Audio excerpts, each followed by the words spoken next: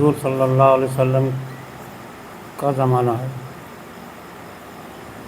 شروع سے زمانہ چڑھتے چڑھتے چڑھتے آیا اور حضور کے زمانے میں زمانہ ایک دم عروج پہ آیا، سب سے اچھا زمانہ ہوا وہ۔ اس کے بعد جیسا جیسا سرکار کے زمانے سے دور ہوں گے ہم، پھر کمزوری ہوتی جائے گی۔ جیسے ایک پہاڑ ہے، اوپر چڑھنا پھر اس کے بعد نیچے اترنا۔ جو سب سے اوپر کا حصہ ہے وہ بہترین زمانہ ہے، وہ حضور صلی اللہ علیہ وسلم کا زمانہ ہے۔ آپ نے فرمایا خیر القرون قرنی، بہترین زمانہ میرا زمانہ ہے۔ اس زمانے میں ہر چیز برابر برابر چل رہی تھی، قدرتی چیزیں بھی برابر برابر چلتی تھی، سورج کا نکلنا، چاند کا غروب ہونا، سیاروں کا کام کرنا، زمین آسمان ستارے سب برابر کام کرتے تھے، اور انسان مخلوق بھی برابر برابر کرتی تھی۔ کوئی مخلوق ایسی نہیں تھی جو کسی کو نقصان پہنچائے، تکلیف دے۔ ایک گھاٹ سے شیر بکری پانی پیتے تھے آپ کے زمانے میں، سب سے بہترین زمانہ تھا وہ، کوئی کسی کو تکلیف نہیں دیتا تھا، اور جتنے انسان ایمان والے تھے سب اللہ کی معرفت حاصل تھی، سب کو اللہ کی معرفت حاصل تھی 100%۔ اس زمانے کے بچے، عورتیں، مرد، سب کو اللہ کی معرفت، یعنی سب کو ولایت حاصل تھی، بچہ بچہ ولی کامل تھا۔ چھوٹے چھوٹے بہت سارے بچے اس زمانے کے ایسے نامور گزرے ہیں کہ آج بھی ان کو لوگ یاد کرتے ہیں۔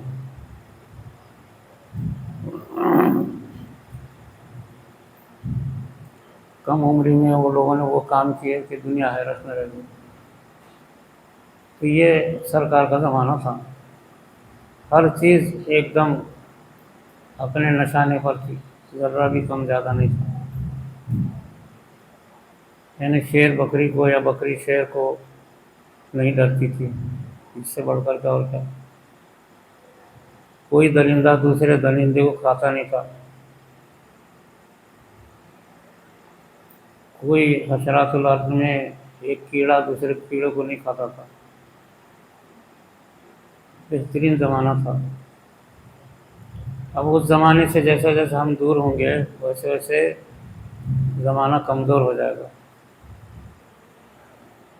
تو زمانہ کمزور بولے تو کیا ہوں گا؟ قدرت کی جو چیزیں ہیں اس میں فرق آئے گا، کبھی زلزلہ آئے گا، کبھی طوفان آئے گا۔ قدرت کی چیز بارش وقت پر پہلے ہوتی تھی، اب وقت پر بارش نہیں ہوں گی۔ قدرتی اعتبار سے سمندروں کے اندر زلزلے آئیں گے، حالانکہ سمندروں میں زلزلے نہیں آتے لیکن آئیں گے۔ عجیب و غریب چیزیں قدرتی اعتبار سے ہوں گی، موسم بدل جائے گا۔ اسی طریقے سے یہ تو قدرتی تبدیلی آئے گی، اور دوسرا مخلوق میں تبدیلی کیا ہوگی؟ ہر انسان دوسرے انسان کا دشمن ہو جائے گا، ہر جانور دوسرے جانور کا دشمن ہو جائے گا۔ بکری کو اگر شیر دیکھے گا تو حملہ کر دے گا، ایک درندہ دوسرے درندے کا تو دشمن ہو جائے گا۔ اس کو فتنے بولتے ہیں، فتنے۔ ایک انسان دوسرے انسان کو تکلیف پہنچائے گا، اولاد ماں باپ کو تکلیف پہنچائے گی، بھائی بھائی کو تکلیف پہنچائے گا، بیوی شوہر کو تکلیف دے گی، شوہر بیوی کو تکلیف دے گا۔ یہ ہے زمانے کی کمزوری۔ تو زمانے کی دو کمزوریاں ہو گئی، ایک قدرتی جو وسائل ہیں اس میں فرق پڑ جائے گا،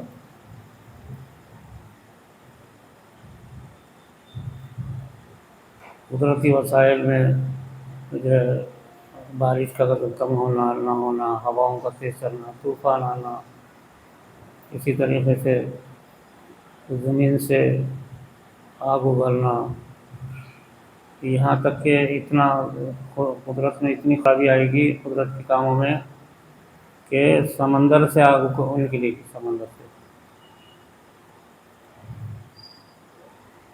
سمندر آگ اگلنا شروع کر دے گا، سمندر پانی، اتنی خرابی آئے گی۔ تو جیسا جیسا زمانہ سرکار سے دور ہوگا ویسے ویسے خرابی آئے گی۔ قیامت سے پہلے تو بہت عجیب و غریب باتیں ہو جائیں گی۔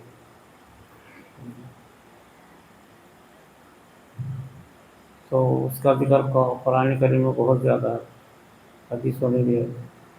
غرض کے زمانہ جتنا نبوت سے دور ہوں گا، اب 1447 ہجری تھی، اب 1448 ہجری ہو گئی، 1 سال اور ہم دور ہو گئے نبوت سے۔ تو جیسے جیسے ہم دور ہوں گے ویسے ویسے خرابی بڑھے گی، فتنے پیدا ہوں گے، نئی نئی بیماریاں پیدا ہوں گی، ایسے بیماریاں ہوں گی کہ جس کا کوئی علاج نہیں ہوگا، ہو رہی ہے ایسی۔ قدرتی چیزوں میں بھی فرق آئے گا، مخلوق کی چیزوں میں بھی فرق آئے گا۔ یہ زمانے کی کمزوری ہے۔ اب اس کمزوری کو دور کیسا کریں گے؟ کون سی ایسی چیز ہے جو زمانے کی دونوں کمزوریوں کو دور کرے؟ حضور صلی اللہ علیہ وسلم سے لوگوں نے سوال کیا تھا کہ یا رسول اللہ، جب آخر زمانہ ہوگا جس میں اتنے فتنے آپ ذکر کر رہے، ایسے فتنے ہوں گے ویسے فتنے ہوں گے، تو اس وقت ہم کیا کرنا؟ ہمارے لیے کیسا راستہ ہوگا؟ یعنی مسلمان اس زمانے میں ہوں گا تو مسلمانوں نے کیا کرنا چاہیے؟ سو معلوم ہوا کہ کچھ اصول اللہ نے سرکار نے بتائے ہیں جس سے زمانہ کتنا بھی خراب ہو، کتنے بھی فتنے پھیلے، کتنے بھی لڑائی جھگڑا ہو، کتنے بھی خون خرابیاں ہونے دو، کتنے بھی بیماریاں پھیلنے دو، یا اسی طریقے سے قدرتی چیزوں میں کتنی بھی تباہی آنے دو، طوفان، زلزلے، کتنا بھی ہونے دو، آپ نے فرمایا میں تم کو 2 چیزیں دے کے جا رہا ہوں، بس اس کو پکڑنا۔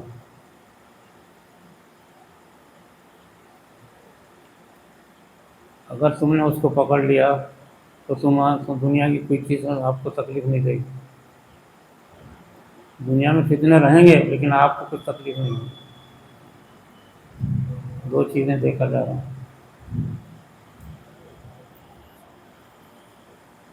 ایک فرمایا سنتی، میرا طریقہ۔ آپ کا سب سے بڑا طریقہ کیا تھا؟ 24 گھنٹے آپ اللہ کا ذکر کرتے تھے، 24 گھنٹے، جب سے آپ پیدا ہوئے جب سے دنیا سے جانے تک اللہ کا ذکر کرتے تھے۔ دوسری چیز آپ نے فرمایا کتاب اللہ، اللہ کا کلام دے کر کے جاؤ۔ تو تم یہ 2 چیزوں کو اگر پکڑو گے تو دنیا کی کوئی چیز آپ کو نقصان نہیں دے گی۔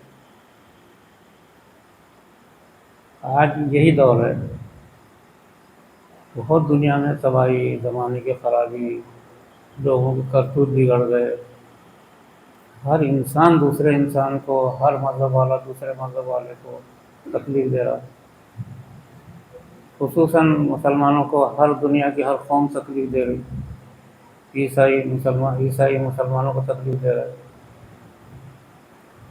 گزشتہ 10 سالوں میں عیسائیوں نے 1 کروڑ مسلمانوں کو مار دیا، کوئی پرسان حال نہیں۔ یہودی، آج یہودی تھوڑا سا ملک ہے، لاکھوں مسلمانوں کو مار دے رہا ہے۔ کمیونسٹوں نے لاکھوں مسلمانوں کو مار دیا۔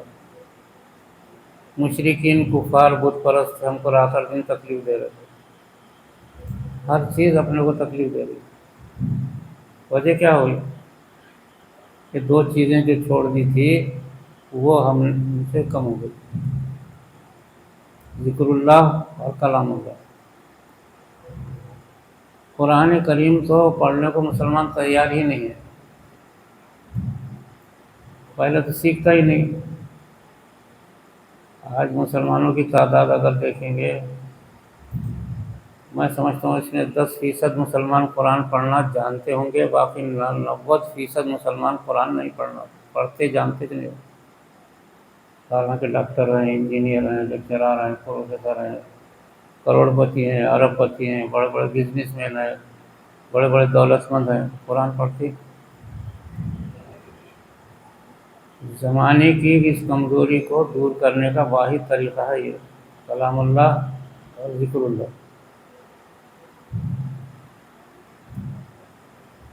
اور کلام اللہ اور ذکر اللہ دنیا کو سنانے کی ضرورت نہیں ہے کہ بھائی چلو اعلان کر کے سنائیں گے کلام اللہ دنیا کو۔ کلام اللہ اور ذکر اللہ دونوں اپنے دل کو سنانا بس، قسم۔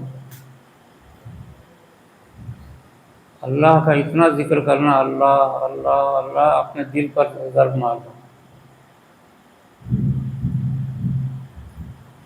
کلام اللہ بھی کہیں جنگل میں، پہاڑ میں، دریا میں، کہیں بھی بیٹھ کر کے اتنا پڑھنا اپنے دل کو ہی معلوم رہے، چاہے دنیا کو معلوم ہو یا نہ ہو۔ یہ دو چیزوں کا اتنا زبردست اثر پڑے گا کہ دنیا کے حالات درست ہو جائیں گے۔ دو ہی چیزیں ہیں بس، آپ نے فرمایا میں تم کو دے کے جا رہا ہوں، تو تمہاری حالت ایسی ہو جائے گی جیسے کہ پہاڑ رہتا ہے نا، اطراف سے سارے اس کے سیلاب آیا تو ادھر سے پانی، ادھر سے پانی، ادھر سے پانی، سب جاتا، مگر آپ پہاڑ کو نقصان نہیں پہنچاتا۔ پہاڑ ہو جائے گی آپ کی حالت۔ کوئی دنیا کی طاقت آپ کو ہٹا نہیں سکے گی، بہا نہیں سکے گی، تکلیف نہیں دے سکے گی، پہاڑ اپنے جگہ پہ پہاڑ ہی رہتا ہے۔ آپ سرکار نے فرمایا۔ اور اگر تم نے اس کو چھوڑ دیا دونوں کو، تو اس کی بھی مثال دیا آپ نے کہ آپ کی حالت تنکے کی جیسی ہو جائے گی۔ تنکا ہوتا نا، اتنی سی گاڑی کو تنکا بولتے، تنکے کی جیسی ہو جائے گی اور آپ کو بہا کے لے کے جائے گا اگر تم نے چھوڑ دیا تو۔ آج اصل میں میرے عزیز دوستو، مسلمانوں نے دونوں چیز چھوڑ دیا ہے، تو مسلمان بھاجی ترکاری کی تو اہمیت ہے، بھاجی ترکاری سے بدتر مسلمان کاٹے جا رہے ہیں، اور ہم کو احساس بھی نہیں ہے۔ یہ کیوں ہوا؟ یہی ہم نے ذکر اللہ اور کلام اللہ چھوڑ دیا۔ اس قدر اہمیت ہے کہ ایک سے اگر قرآن کریم پڑھنے نہیں آتا، ساری دولت لگا دینا، قرآن کریم پڑھنا سیکھ لینا۔ اس اہمیت کو ہم سمجھتے نہیں۔ ذکر اللہ آسان ہے، دونوں چیزوں میں ایک چیز آسان ہے، ایک مشکل ہے۔ ذکر اللہ کا ذکر کرنا آسان ہے، اللہ اللہ اللہ، لیکن ذکر اللہ کام نہیں دے گا جب تک کہ کلام اللہ نہ ہو ساتھ میں، قرآن نہ ہو۔ ہندوستان کی میں نے دیکھا بڑی بڑی خانقاہیں تھی، 17 خانقاہیں تھی جس میں میں جاتا تھا، سب میں ذکر اللہ تھا، لیکن کلام پڑھتا ہوا کوئی نظر نہیں آتا تھا، بند ہو گئی ساری خانقاہیں۔ اس وجہ سے ہمارے پاس سب سے اولین کام، ہمارے کام کی بنیاد جس سے امت کو سہارا ملے گا، زمانے کے فتنے دور ہو جائیں گے، ہر چیز دور ہو جائے گی، چاہے کتنا ہی دنیا کے اندر فتنوں کا سیلاب کیوں نہ ہو، لیکن آپ کو کوئی تکلیف نہیں ہوگی اگر ذکر اللہ اور کلام اللہ جاری ہو جائے۔ ہر گھر میں قرآن کی تلاوت اگر ہونے لگے، دنیا کے حالات نیچے اوپر ہو جاتے ہیں، اور ہم کو اس کا احساس ہی نہیں ہے۔ اس وجہ سے میں ہر جگہ سب لوگوں کو بولتا ہوں کہ بھائی قرآن کریم کی تلاوت ضروری ہے، ذکر اللہ کے ساتھ ذکر اللہ کریں گے، اور کلام اللہ چاہے خزانہ ہے، اس کی چابی ہے ذکر اللہ۔ ذکر کرتے رہیں گے اور کلام اللہ نہیں پڑھیں گے تو کلام کس کو کھولیں گے، بولیں گے کس کو؟ اس وجہ سے دونوں لازمی ہے. زمانے کو ہم روک سکتے، زمانے کی کمزوری دور کر سکتے. زمانے میں جتنی بیماریاں پھیل رہی ہیں، آپ نے فرمایا ایسی بیماریاں پھیلیں گی جس کا علاج نہیں ہوگا، لیکن یہ دونوں چیزوں سے علاج ہو جائے گا. یہ دونوں چیزوں کے ذریعے سے تمام دنیا کے فتنے بند ہو جائیں گے.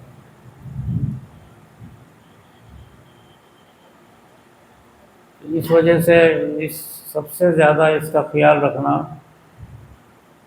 کہ کلام اللہ جاری ہو جائے زبان پر.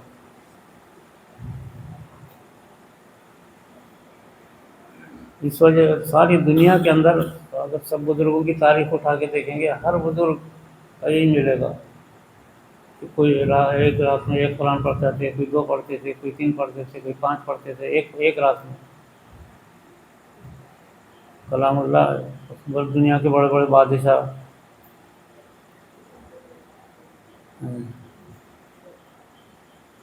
اورنگزیب اور شاہ جہاں وغیرہ، ان لوگوں کا تو بہت مشہور ہے، لیکن سلطان شمس الدین التمش آدھی رات میں قرآن پڑھتے تھے، آدھی رات کو، اور آدھی رات تک رسی بانٹتے تھے، رسی. اور وہ رسی بک جاتی تھی، اس سے اپنا پیٹ پلتا تھا. آدھی رات میں اب تک محنت کر کے حلال کمائی کمانا، اور آدھی رات سے قرآن پڑھنا صبح تک. تو روزانہ 10 پارے پڑھتے تھے سلطان شمس الدین التمش، جنہوں نے قطب مینار بنایا. اور اس خاندان نے 100 سال ہندوستان پہ حکومت کی، 100 برس تک. اس کے پہلے بادشاہ تھے سلطان شمس الدین التمش. ذکر اللہ کلام اللہ انہوں نے سیکھا تھا. یہ حضرت خواجہ قطب الدین بختیار کاکی ایک سے خلیفہ تھے، بیت تھے، ان کے بیت تھے، حالانکہ بادشاہ تھے، انہی سے بیت تھے. اور ان کی نماز جنازہ انہوں نے پڑھائی. اپنے شیخ کی نماز جنازہ سلطان شمس الدین التمش بادشاہ نے پڑھائی. تو یہ کئی کی برکت تھی کلام اللہ کی. آدھی رات قرآن پڑھنا، راتوں میں قرآن پڑھنا بہت زیادہ فائدہ دیتا ہے.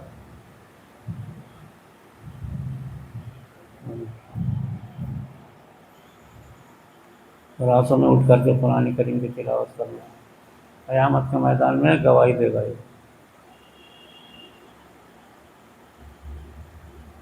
تو یہ تو میں آپ کو یہ بتایا کہ زمانے کی کو اگر صحیح راستے پہ لانا ہے، سب دنیا کی ساری پریشانی سے بچنا ہے امت کو، امت مسلمہ کلام اللہ ذکر اللہ پہ آئے، اس کے سوا کوئی راستہ نہیں دوں گا.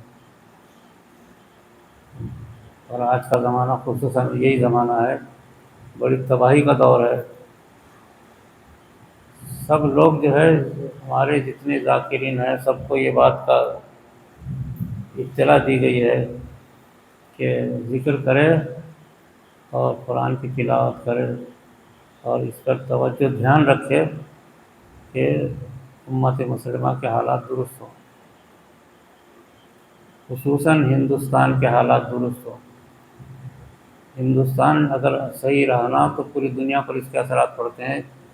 یہ تاریخ ہے 1000 برس کی، 2000 برس کی، اور یہاں اگر حالت خراب ہو گئے پوری دنیا میں حالات بگڑتے ہیں. اسی وجہ سے سارے اولیاء اللہ ہندوستان آئے. صحابہ کے بعد اولیاء اللہ اس کثرت سے آئے کہ ہندوستان اولیاء اللہ کی سرزمین ہے. آج بھی کوئی گاؤں، کوئی دیہات خالی نہیں ہے جہاں کسی ولی کا مزار نہ ہو، آج بھی، اور ہزاروں گنبدیں کھڑی ہیں. یہ ذکر اللہ اور کلام اللہ کی برکت ہے. ہمارے کام کی بنیاد ہے. آپ حضرات سے میں بار بار کہتا ہوں کہ ذکر اللہ تو آپ لوگ کر رہے، کلام اللہ میں کمزور ہیں. اگر میں پرانے لوگوں سے پوچھوں کہ بھئی آج کلام اللہ پڑھے کیا، تو سر جھکا لیں گے. کلام اللہ روز پڑھنا ضروری ہے. اور اس کے ذریعے سے دنیا کے فتنے تو مٹتے ہی مٹتے ہیں، اللہ کا قدرت کا نظام بھی صحیح ہوتا، سب کچھ ہوتا، لیکن انسان کا تعلق اللہ سے ہوتا، یہ خوبی ہے اس کی۔ کیسے ہوتا ہے؟ اس لیے ذکر کریں گے تو دل پہ کرنا، قرآن پڑھیں گے تو دل سے پڑھنا۔ زمانے کے حالات تو اس سے درست ہو جائیں گے، لیکن اس کے ساتھ ساتھ انسان کا تعلق اللہ سے ہو جاتا ہے۔ یہ تیسرا فائدہ ہے، یہ سمجھے؟ اس وجہ سے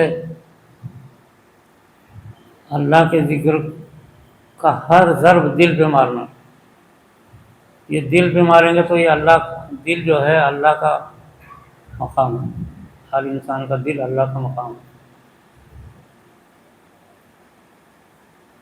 تو دل پر جب ضرب لگائیں گے تو اس سے زمانے کے حالات درست ہوتے ہیں، اللہ تعالیٰ درست کر دیتے ہیں اپنے دل کو۔ یعنی ساری دنیا کو سدھارنا ہے، اور اس کا طریقہ یہ ہے کہ اپنے دل پہ ضرب مارو، بس۔ یہ سمجھ میں نہیں آتا لوگوں کو، ہر ایک کے کہاں سمجھ میں آئے گا دنیا کے، آپ لوگوں کو سمجھ میں آتا ہے یہ الا اللہ اگر کریں گے دل پر۔ یہ دل کیا ہے؟ یہ اللہ کا مقام ہے، دل۔ تو اس پر ضرب ماریں گے تو دنیا کے حالات درست کر دیتے اللہ تعالیٰ، سمجھے؟ قرآن کریم کی تلاوت کرو گے دل سے، دل سے جب قرآن کی تلاوت کرو گے تو اللہ تعالیٰ، حدیث میں آتا ہے کہ آپ سلائی سے اتر کے سامنے بیٹھ کے قرآن سنتے ہیں۔ دونوں صورتوں میں انسان کا تعلق اللہ سے ہوتا ہے، اور اللہ تعالیٰ زمانے کے حالات کو درست کر دیتے ہیں، فتنوں کو درست کر دیتے ہیں۔ تو ہر زمانے میں اہل اللہ نے، اولیاء اللہ نے یہ دو کام کر کے جو ہے زمانے کے حالات کو، انسانوں کے حالات کو درست کیا ہے۔ یہ عجیب فلسفہ ہے یہ، یعنی ہم الا اللہ بول کے ضرب مارے دل پر، لیکن اس سے حالات زمانے کے سدھرتے ہیں۔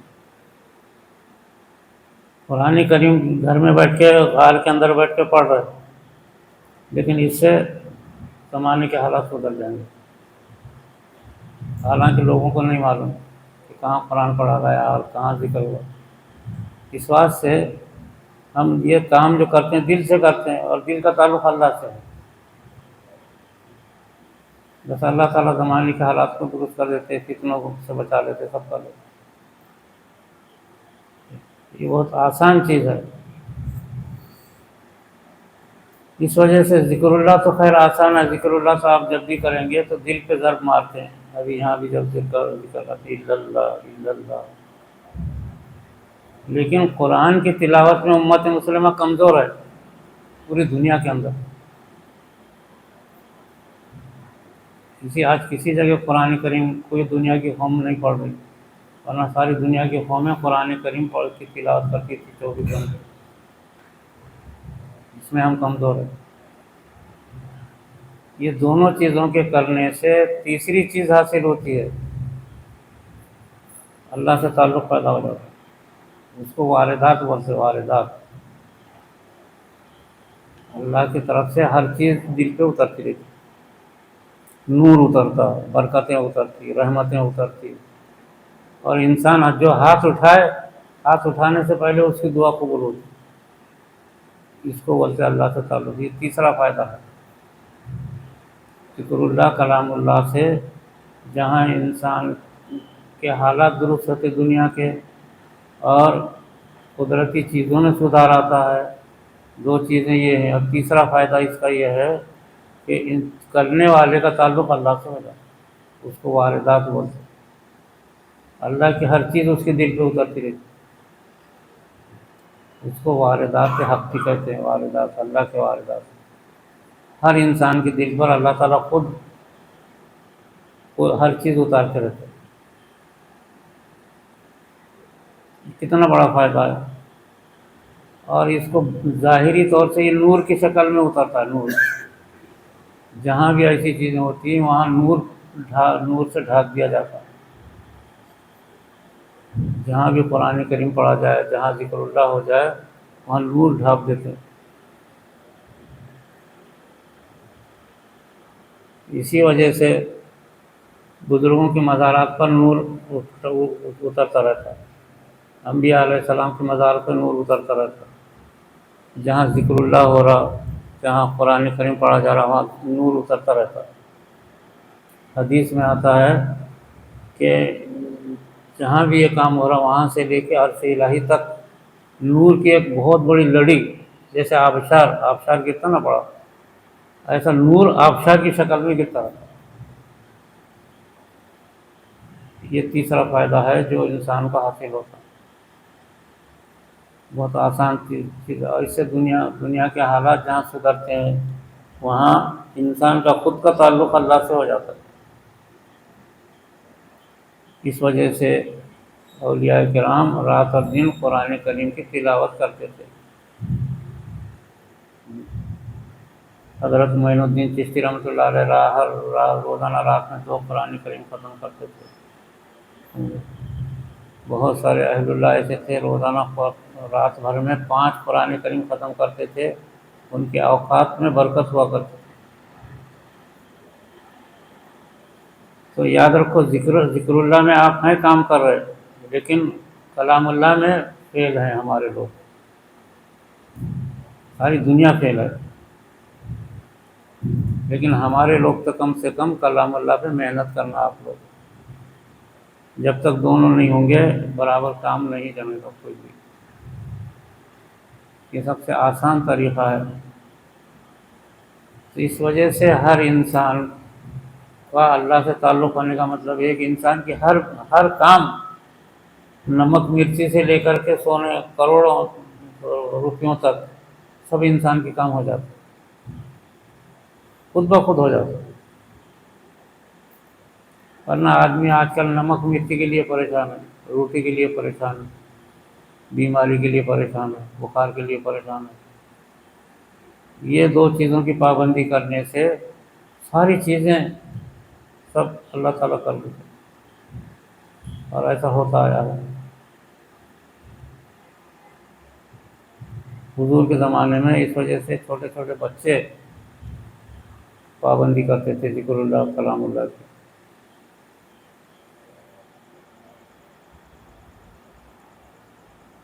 حضرت اسامہ بن زید 15 سال کی عمر میں دنیا کے سب سے بڑے شہ سوار تھے، گھوڑے سوار۔ حضرت اسرا 10 سال کے اندر جو ہے دنیا کی بڑی بڑی طاقت کا مقابلہ کیا۔ ہارون رشید 12 سال کی عمر میں ہارون رشید نے دنیا کے سب سے بڑے طاقتور ملک کا مقابلہ کیا، ہارون رشید، اور 20 سال کی عمر میں وہ دنیا کے خلیفہ ہوئے ہارون رشید۔ یہ کیوں کرتے تھے؟ کیسا ہوتا تھا یہ کلام اللہ اور ذکر اللہ سے ہوتا تھا۔ آج بھی کلام اللہ کثرت سے پڑھا جائے، ایسے نامور لوگ آج بھی پیدا ہو جائیں گے۔ اس وجہ سے ہم آپ کو بول رہے ہیں کہ ہمارے کام کی بنیاد ہے یہ واردات حق، اللہ کے واردات انسان کے دل پر شروع ہو جاتے ہیں، ہر چیز اللہ کی طرف سے اترنے لگتی۔ ہم انتظار کرتے ہیں کہ بھائی حکومت سے کوئی چیز ہم کو ملو، کلکٹر سے کوئی چیز ہم کو مل جائے، میونسپلٹی سے ہم کو کوئی چیز مل جائے، کلکٹر سے مل جائے، حکومت سے مل جائے، پارلیمنٹ سے کوئی چیز ہم کو مل جائے۔ اللہ کی طرف سے اترتے تو یہ کتنی طاقتور ہوں گے جو اللہ کی طرف سے، اس کو واردات بولتے ہیں۔ تو 2 چیزوں کی پابندی کرنے سے واردات اللہ کی طرف سے اترتے ہیں اور انسان کو ہر چیز حاصل ہو جاتی ہے اس کی وجہ سے۔ یہ آج جو ہے انہوں نے سمجھایا۔ تو ہر انسان کے دل پر جو چیز بھی اترے گی اچھی اترے گی، بشرطے کہ اس کی کثرت ہوگا۔ تو ذکر جہری تو آپ یہاں کر رہے ہیں، اس میں کوئی شک نہیں ہے، لوگ دور دور سے آ کے ذکر جہری میں شریک ہو رہے ہیں، لیکن کلام اللہ کو قطعی نہیں چھوڑنا، کچھ بھی ہو جائے، سفر ہو، حضر ہو، بیماری ہو، شفا ہو، تکلیف میں ہو، اگر غربت میں ہو، دولت مندی میں ہو، قرآن نہیں چھوٹنا کبھی بھی۔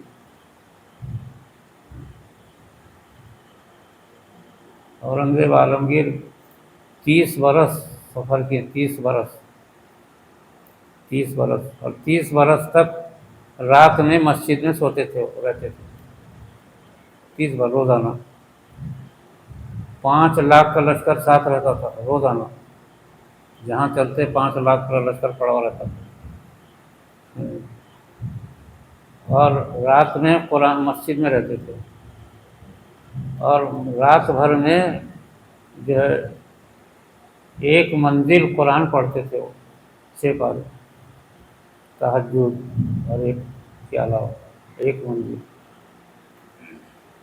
اورنگزیب عالمگیر تو سفر، اور پھر مسجد میں خود ہی جھاڑو دیتے تھے صبح تک، اذان بھی دیتے تھے اورنگزیب عالمگیر، تو اللہ نے نواز دیا۔ جن بادشاہوں نے بھی ایسا عمل کیا اللہ نے ان کو نواز دیا، ہماری تاریخ میں پڑا ہوا ہے۔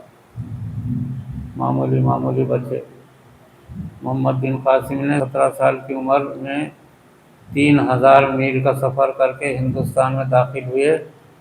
محمد بن قاسم 17 برس کا عمر میں، ساتھ میں 10,000 نوجوانوں کو لے کر آئے۔ 17 برس کا نوجوان 10,000 نوجوانوں کو ساتھ میں لانا، ان کے کھانے پینے کا نظم کرنا، ان کو پیدل لے کے چلنا، گھوڑے سواری میں لے کے چلنا، اور پھر آ کر کے سندھ میں، پنجاب میں داخل ہو گئے۔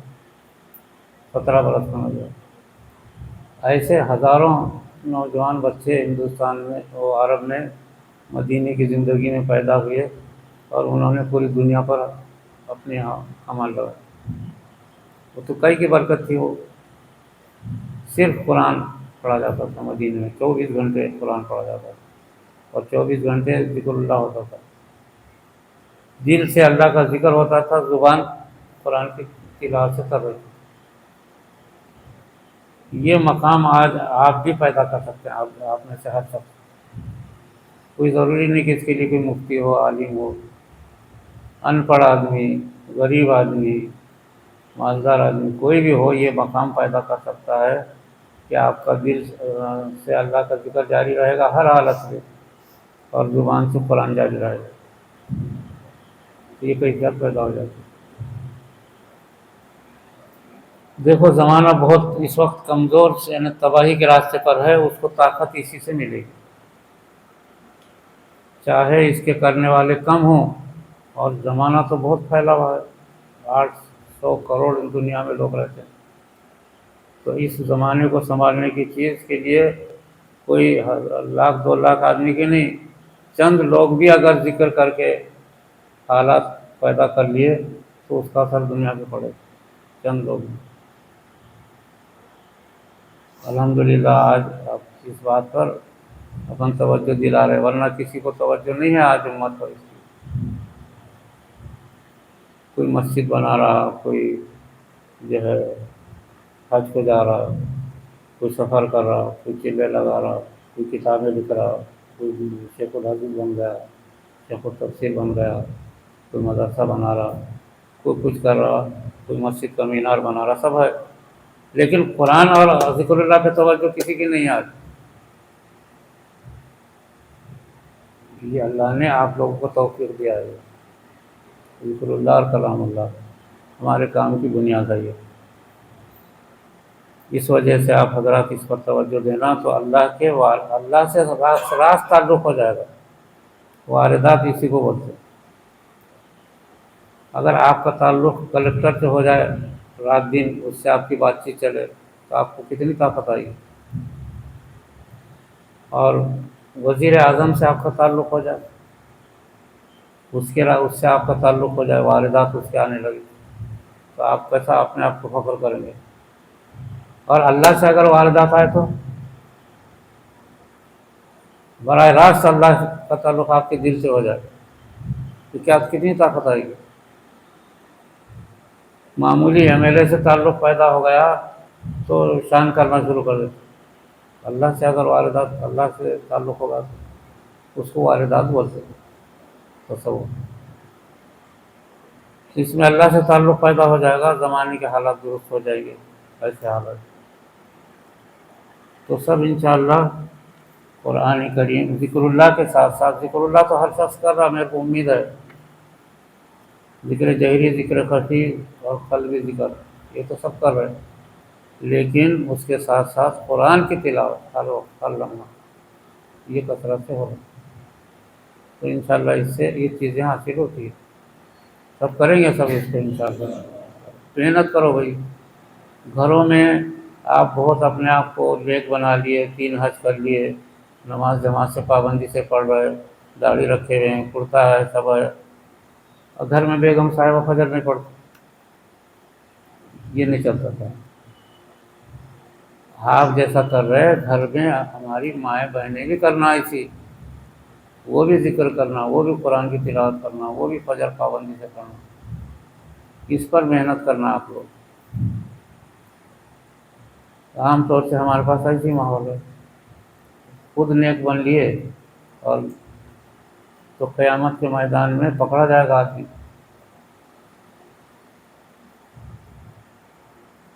ٹھیک ہے چلو، ذکر کا ٹائم ہو گیا. ذکر کرو چلو. ذکر ظہری ساری چیزوں میں سب سے طاقتور چیز ذکر ظہری ہے. یہ اسی سے ساری چیزیں پیدا ہوتی ہیں. اسی سے ذکر خفی، اسی سے قرآن کی تلاوت، اسی سے اللہ سے رابطہ، اسی سے اللہ سے تعلق پیدا ہو جائے گا، اور دنیا کے حالات پر یہ اثر انداز ہوتا ہے ذکر ظہری.